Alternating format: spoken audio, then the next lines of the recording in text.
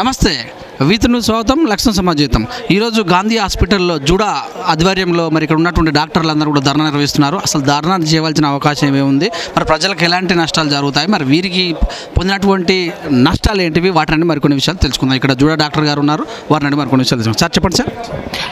గాంధీలో మొన్న అర్ధరాత్రి డ్యూటీలో ఉండి క్రిటికల్ పేషెంట్లకు సేవలు అందిస్తున్న వైద్యుడిపై మృతి చెందిన వెంటనే పేషెంట్ బంధువులు దాడికి దిగడం, దాని మూలంగా అక్కడ ఆసుపత్రిలో ఉన్న ఇతర పేషెంట్లకు కూడా ఇబ్బందులు జరగడం జరిగింది. అయితే ప్రభుత్వానికి ఈ విషయంలో ఇంతకుముందే మేము రిప్రజెంటేషన్స్ చేసినాం.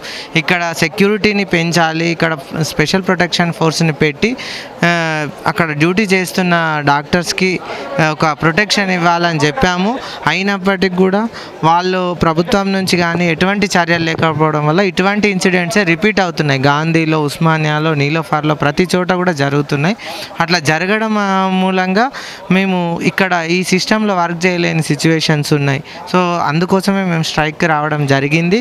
స్ట్రైక్ వచ్చిన తర్వాత కూడా ప్రభుత్వానికి ఒకటే రిప్రజెంట్ చేసినాము, ఎవరైతే ఆ జరిగిన దాడికి పాల్పడ్డ వారిపైన చర్యలు తీసుకోవాలా, ప్రభుత్వ ప్రతినిధులు, వైద్య ఆరోగ్య శాఖ మంత్రి ఇక్కడికి వచ్చి ప్రజలను ఉద్దేశించి ఏం జరుగుతుంది, క్షేత్రస్థాయిలో ఎలా ఉంది సిస్టమ్ అనేది, ఈ దాడులు జరిగితే వాళ్ళు ఎటువంటి యాక్షన్ తీసుకోపోతున్న ప్రభుత్వ పరంగా అతనే ప్రజలను ఉద్దేశించి మాట్లాడాలని మా ఏకైక డిమాండ్గా మేము స్ట్రైక్కి పోవడం జరిగింది. అయితే మొత్తం మీద చూసినట్టయితే ఓన్లీ గాంధీ హాస్పిటల్లో చేస్తున్నారా, ఇది ఎక్కడెక్కడ జమ వచ్చే అవకాశం ఉంది, ఎన్ని రోజుల నుంచి చేస్తారు? 2 రోజులుగా గాంధీ ఆసుపత్రిలో స్ట్రైక్ ఎలెక్టివ్స్ అన్ని బాయ్కాట్ చేయడం జరిగింది. ఉస్మానియా ఆసుపత్రి కూడా దీంట్లో, ఉస్మానియా నీలోఫర్ ఆసుపత్రి వైద్యులు కూడా స్ట్రైక్ నోటీస్ ఇచ్చారు, వాళ్ళు కూడా ఇన్వాల్వ్ అవుతున్నారు. దాంతోపాటు రాష్ట్ర వ్యాప్తంగా ఉన్న అన్ని టీచింగ్ హాస్పిటల్స్ వాళ్ళు కూడా స్ట్రైక్కి సిద్ధమవుతున్నారు. అయితే చూసుకున్నట్టయితే జనరల్గా అందరూ అనుకున్న విషయం ఏంటంటే గవర్నమెంట్ హాస్పిటల్లో అంటే డాక్టర్ నిర్లక్ష్యమే వహిస్తారనే ప్రజల్లో కూడా ఉంది. మరి దీని ఎలా అపోహ తొలగించాల్సింది గవర్నమెంటే చెప్తున్నారు కదా. కేసీఆర్ కిట్ ఇట్లాంటి సంక్షేమ కార్యక్రమాల ద్వారా గవర్నమెంట్ హాస్పిటల్లో సర్వీసెస్ పెరిగినాయని గవర్నమెంటే చెప్తుంది. గవర్నమెంట్ ఆ అపోహల్ని తొలగించాల్సిన బాధ్యత గవర్నమెంట్ది. ఎందుకంటే మేము ఇక్కడ ఏం సర్వీసెస్ ఇస్తున్నామో స్టాటిస్టిక్స్ అన్ని గవర్నమెంట్ దగ్గర ఉన్నాయి కాబట్టి వాటిని గవర్నమెంటే రెక్టిఫై చేసుకోవాలని. గవర్నమెంట్ డాక్టర్లు కొంతమంది బయట స్పెషల్గా పెట్టేసి హోమ్స్ నడిపిస్తున్నారు అన్నారు, అంటే సరైన సమయాన్ని కూడా ఇక్కడ ఇవ్వట్లేదు. అదే దాని మీద కూడా ప్రభుత్వమే వాటిని క్లియర్గా తెలుసుకొని వాస్తవం ఏంటి, మీరు చెప్తుంది ఏంటి, నిజం ఏంటి ప్రజలకు చెప్పాల్సింది కూడా ప్రభుత్వమే. హాస్పిటల్లో వసతులు ఎలా ఉన్నాయి? వసతులు ఉన్న వసతులను చూడడానికే వైద్య ఆరోగ్య శాఖ మంత్రిని రమ్మని మేము కోరుతున్నాం. అట్లా ఎన్రోల్ చేసే అవకాశం ఎన్ని రోజులు? ఈరోజు మధ్యాహ్నం 2 గంటల నుంచి ఎమర్జెన్సీస్ బాయ్కాట్ చేయడం జరుగుతుంది. తర్వాత మా డిమాండ్ సాల్వ్ అయ్యే వరకు కూడా స్ట్రైక్ కంటిన్యూ అవుతుంది. ఎన్ని డిపార్ట్మెంట్ పాల్గొన్నాయి ఇందులో? మొత్తం గాంధీలో ఉన్న అన్ని 32 స్పెషాలిటీస్ ఇన్వాల్వ్ అవుతుంది. మొత్తం ఎంతమంది ఉన్నారు ప్రస్తుతం?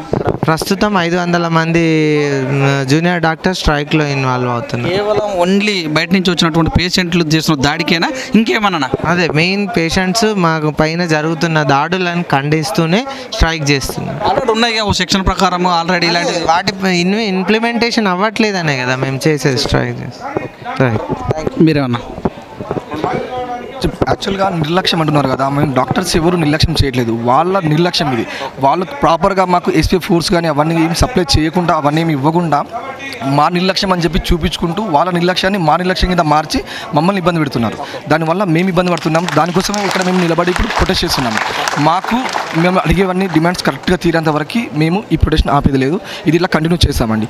దీంతోపాటు మాకు వీలైతే ఇంకా ఇప్పుడు ఉస్మానియా నీలోఫర్లో చేస్తున్నారు, దీనికి తోడు ఇంకా కాకతీయ ఉంది, కాకతీయను కూడా కల్పేసుకొని ఇంకా దీన్ని ముందుకు తీసుకెళ్తామని చెప్పేసి అనుకుంటున్నాము.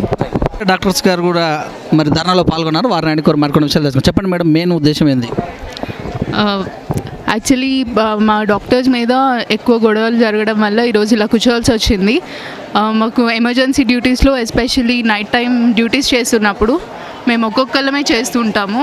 పేషెంట్స్ అందరూ నైట్ వచ్చిన వాళ్ళు, బాగా తాగేసి వచ్చిన వాళ్ళు కూడా ఉంటారు, కొంతమంది యాక్సిడెంట్స్ అయిన వాళ్ళు వస్తారు. ఎక్కువ మంది 10-15 మంది ఒకేసారి వచ్చి ఒక డాక్టర్ దగ్గరకు వచ్చి సెక్యూరిటీ వాళ్ళు కూడా ఉండరు మాతో.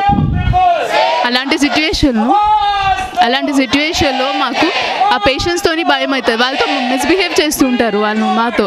సెక్యూరిటీ వాళ్ళ లోపల ఉంటే బెటర్గా ఉంటుంది, సెక్యూరిటీ లేదు మాకు సరిగా ఉంటారు. ఆ పేషెంట్ దగ్గర ఒక అటెండర్ ఇద్దరు అటెండర్స్ ఉంటే మేనేజ్ చేయడానికి ఈజీగా ఉంటుంది.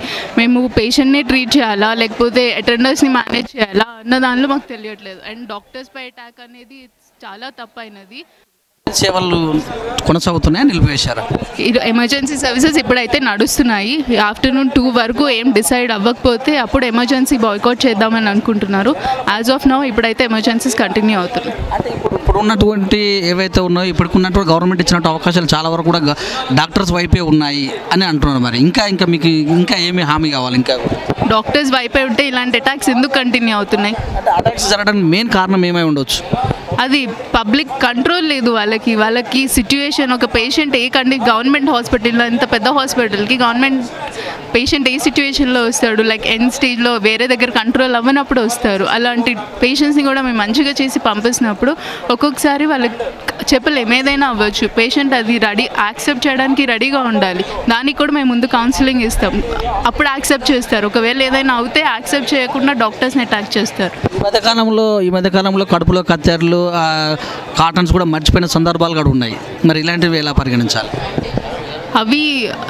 అవి ఎక్కడ వేరే దగ్గర జరిగి ఉండొచ్చు. అది చాలామంది ఇన్వాల్వ్ అయి ఉంటారు, చెప్పలేము మనం ఎందుకు అట్లా అయ్యింది అంటే. ఒక్కొక్కరి దగ్గర ఒక్కొక్కలా ఉంటుంది. బట్ ఇక్కడ మాకేమవుతుంది, మేము చేసే వరకు సర్జరీస్ ఏం చేసినా బెస్ట్ అవుట్పుట్ ఉంది ఇక్కడి నుంచి. మీరు పేషెంట్స్నే అడగండి వెళ్ళి. సో పేషెంట్ని మేము ఎక్స్పెక్ట్ చేసేది రెస్పెక్ట్, మంచిగా ట్రీట్ చేయాలి. డాక్టర్ మీద చేయెత్తడం అనేది చాలా తప్పు. అంటే డాక్టర్ కూడా సరిగా స్పందించట్లేదు అని ప్రజలలో కూడా స్పందన ఉంది ఈ రకంగా. అంటే డాక్టర్ అంటే గవర్నమెంట్ హాస్పిటల్కి వెళ్తే ఆ స్పందన కరువు అంటే ఎవరిని పట్టించుకోరు, ఎవరి దగ్గరికి వెళ్ళాలో కూడా తెలియదు, అంత నిర్లక్ష్య ధోరణి ఉంటుంది. ఇక్కడ టైం తక్కువ సేపు స్పెండ్ చేస్తారు, సొంత హోమ్స్ పెట్టుకొని అక్కడ ఉంటున్నారు అని ఒక టాక్ కూడా ఉంది, ప్రజలకు నడుస్తుంది. దీన్ని ఎలా తిప్పుకొడతారు మీరు? నడవకపోతే ఇంతమంది పేషెంట్స్ని ఎవరు చూస్తున్నారు? డాక్టర్స్ ఇక్కడ లేకపోతే ఇంతమంది పేషెంట్స్ అడ్మిట్ అయి ఉన్నారు, ఇన్ని సర్జరీస్ అవుతున్నాయి, ఇన్ని స్కాన్స్ అవుతున్నాయి, ఎవరు చేస్తున్నారు మరి డాక్టర్స్ ఇక్కడ లేకపోతే? అండ్ అదే ప్రాబ్లం అండి. ఒక పేషెంట్కి 100 అటెండర్స్ అంతమంది వస్తే అందరికీ ఆన్సర్ చేయలేము మేము. మెయిన్ 2-3కి చెప్తాం, వాళ్ళు మిగతా వాళ్ళకి చెప్పాలి. అందరికీ చెప్తూ కూర్చుంటే పేషెంట్ని చూస్తామా, అటెండర్స్కి చెప్తామా? అది ప్రాబ్లం అని చెప్పేది. మెయిన్ 2-3 అటెండర్స్ ఉంటారు, వాళ్ళకి ఎక్స్ప్లెయిన్ చేస్తాం. వాళ్ళు ఆ సిచ్యువేషన్ని కంట్రోల్ చేసేది వాళ్ళకు ఉండాలి. డాక్టర్స్ ఆ సిచ్యువేషన్లో అంటాం కాదు, ముందు ఎక్స్ప్లెయిన్ చేస్తాం. ఏది చేసినా ఎక్స్ప్లెయిన్ చేసినప్పుడు ఓకే అని, తర్వాత ఇట్లా చేయొద్దు అనేది మా ఫీలింగ్. అందరికీ నమస్కారం. మా ముఖ్య డిమాండ్ అంటూ ఏంటంటే మేము ముఖ్యంగా స్ట్రైక్ చేసేది మా సేఫ్టీ గురించి, సెక్యూరిటీ గురించి. మా డ్యూటీస్ మేము కరెక్ట్గా చేస్తున్నప్పుడు మేము ఎందుకు సెక్యూర్గా ఉండొద్దు, సెక్యూర్ లైఫ్ ఎందుకు ఎక్స్పెక్ట్ చేయొద్దు? వీఆర్ ఆల్మోస్ట్ స్పెండింగ్ అవర్ 24 అవర్స్లో ఆల్మోస్ట్ 18 అవర్స్ ఇక్కడ స్పెండ్ చేస్తున్నాం ఒక నైట్ డ్యూటీ ఉంటే. ఈవెన్ వీ సమ్టైమ్స్ వీక్లో 3 to 4 టైమ్స్ అసలు పడుకోము నైట్ మొత్తం. అంత రిస్క్ చేసి మేము ఇక్కడ ప్రజలకి సేవ చేయడానికి వస్తున్నప్పుడు మా సెక్యూరిటీ గురించి ఎందుకు గవర్నమెంట్ రెస్పాన్సిబిలిటీ తీసుకోవట్లేదని చెప్పి మేము ప్రశ్నిస్తున్నాము. ఇప్పటికీ మేము స్ట్రైక్ నిన్న స్టార్ట్ చేసినాము. ఇన్సిడెంట్ మొన్న ఈవినింగ్ జరిగినప్పటి నుంచి ఎవరు కూడా కన్సర్న్ అథారిటీస్, మన హెల్త్ మినిస్టర్ కావచ్చు, లేదంటే చీఫ్ మినిస్టర్ కావచ్చు, ఎవరైనా ఈ విషయం పైన అట్లీస్ట్ స్పందించలేదు, మాతో ఎటువంటి కాంటాక్ట్ చేయలేదు, మాకు ఎటువంటి అష్యూరెన్స్ ఇవ్వలేదు. మేమేం చెప్తున్నామంటే ఇక్కడికి వచ్చి ప్రజల ముందు, మీడియా సమక్షంలో, అందరు డాక్టర్స్ ముందు మాకు అష్యూరెన్స్ ఇవ్వాలి, రిటర్న్గా అది కూడా డాక్యుమెంట్ చేసి ఇవ్వాలి. అప్పుడే మేము స్ట్రైక్ అనేది స్టాప్ చేస్తాము. ప్లస్ ఎమర్జెన్సీస్ బైకాట్ చేసినామని వస్తున్న న్యూస్లో ఎటువంటి వాస్తవం లేదు. మేము ఎలెక్టివ్స్ ఓన్లీ వార్డ్స్ మాత్రమే ఆఫ్ తీసుకున్నాం. ఆల్రెడీ మా కలీగ్స్ ఎవరైతే ఉన్నారో వాళ్ళందరూ ఎమర్జెన్సీస్ చూస్తున్నారు. కానీ ఈరోజు మధ్యాహ్నం 2 గంటల వరకు ఎటువంటి సమాధానం గవర్నమెంట్ నుంచి రానట్టయితే కంపల్సరీ ఎమర్జెన్సీస్ కూడా బ్లాక్ చేస్తాం, ఎటువంటి సర్వీసెస్ ఉండము. అండ్ ఇంకోటి మాకు నర్సింగ్ స్టాఫ్ నుంచి కూడా సపోర్ట్ ఉంది, 4th క్లాస్ ఎంప్లాయీస్ కూడా సపోర్ట్ ఇస్తున్నారు. వాళ్ళు కూడా వాళ్ళ నిధులైతే ఏవైతే నిర్వర్తించకుండా ఆపేస్తారో అప్పుడు గవర్నమెంట్ హాస్పిటల్ పరిస్థితి ఏంటిదనేది ప్రజలకు తెలుస్తుంది, గవర్నమెంట్ కూడా తెలుస్తుంది అని చెప్పి మేము చెప్తున్నాం. ప్రజలు అంటే మీ మీద చేయెత్తుకున్నటువంటి అవకాశం ఎందుకు వస్తుంది అంటే గవర్నమెంట్ వాళ్ళకి ఇస్తుంది. ఇప్పటికే మరి పేషెంట్ హక్కులు కూడా ఉన్నాయి, అవి కూడా కొంతవరకు నెరవేర్చే అవకాశం ఉంది, వాళ్ళు కూడా ధర్నా చేసే అవకాశం ఉండొచ్చు కదా. పేషెంట్స్ హక్కులు కూడా కొన్ని ఉన్నాయి, వాళ్ళకి ఏం ప్రాబ్లం ఉందండి? సరిగా చూడట్లేదు అనేటటువంటి. ఇప్పుడు ప్రాబ్లం అది కాదు కదా, పేషెంట్ వచ్చి చెప్తున్నాడా నన్ను సరిగా చూడట్లేదని, డాక్టర్ వచ్చి చెప్తున్నాడు కదా, డాక్టర్ ప్రాబ్లం అవుతుంది. గవర్నమెంట్ హాస్పిటల్లో సరిగా చూడనటువంటి నానుడి ఒకటి ప్రజలలో బాగా విరుగా నాటుకుపోయిందని అందరికీ తెలుసు. నేను రాను బిడ్డోస్ గవర్నమెంట్ దవాఖానకు నువ్వు పాట కూడా కట్టారు దీని మీద. ఇలాంటివి ఎలా చూడాలి మరి? అది డాక్టర్స్ నిర్లక్ష్యం వల్ల కాదు, మినిమం బేసిక్ సర్వీసెస్, మినిమం వాళ్ళకి ఏవైతే సేవలు కావాలో అవి లేక, డ్రగ్స్ కావచ్చు లేదంటే ఇంకేదైనా టెస్టులు కావచ్చు, అవి లేక వాళ్ళు వచ్చారే తప్ప డాక్టర్ సరిగ్గా ట్రీట్ చేయలేదని అయితే ఎప్పుడు పేషెంట్ రాలేదు, రాడు కూడా. అయితే ఇప్పుడు మీరు ఎమర్జెన్సీ సేవలు నిలిపిస్తుంటారు కదా 2 o'clock వరకు, అంటే నోటీస్ ఏమైనా ఇచ్చారా? ఇంకా ఇవ్వలేదు, ఇది ఓరల్గా చెప్తున్నాము. 2 o'clock వరకు ఎటువంటి సమాధానం రాకపోతే మేము సూపర్ దగ్గర నుంచి పర్మిషన్ తీసుకొని ఎమర్జెన్సీస్ కూడా బ్లాక్ చేస్తాం. ప్రభుత్వం ఏమన్నా గట్టి చర్య తీసుకుంటే కంపల్సరీ మా డ్యూటీలోకి మేము వెళ్ళిపోతాం. గట్టి చర్య తీసుకుంటే ఇలాంటి విషయం పైన అంటున్నాను. తీసుకుంటే మా డ్యూటీస్లోకి మేము బ్లాక్ వెళ్ళిపోతాం, బ్యాక్ వెళ్ళిపోతాం 2 o'clock. హెచ్చరిక అనేది ఇదే చెప్తున్నాము. 2 o'clock వరకు ఎటువంటి రెస్పాన్స్ గవర్నమెంట్ నుంచి రానట్టయితే కంపల్సరీ ఎమర్జెన్సీ సర్వీసెస్తో పాటు ఇతర సేవలు గవర్నమెంట్ హాస్పిటల్స్లో పేషెంట్స్ ఎవరైతే పొందుతున్నారో ఆ సేవలన్నీ కూడా నిలిపివేయడం జరుగుతుంది. తర్వాత జరిగే పరిణామాలకు గవర్నమెంటే రెస్పాన్సిబిలిటీ తీసుకోవాలి.